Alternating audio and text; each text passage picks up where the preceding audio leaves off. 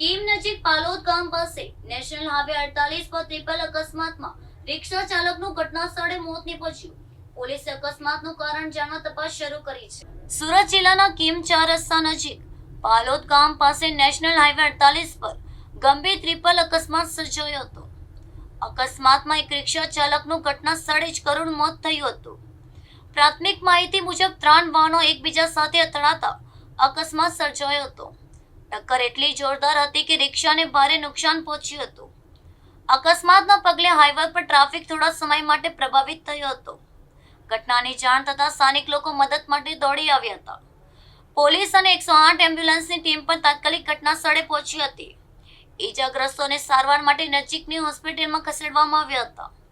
મૃતદેહને પોસ્ટમોર્ટમ માટે મોકલી આગળની કાર્યવાહી હાથ ધરવામાં આવી છે. પોલીસે અકસ્માતગ્રસ્ત વાહનોને રોડ પરથી હટાવી વાહન વ્યવહાર પુનઃ શરૂ કરાવ્યો હતો. અકસ્માતનું ચોક્કસ કારણ જાણવા પોલીસ દ્વારા તપાસ હાથ ધરવામાં આવી છે. સમગ્ર ઘટનાને લઈને હાઈવે પર ભારે ચર્ચા અને શોકનો માહોલ જોવા મળ્યો હતો.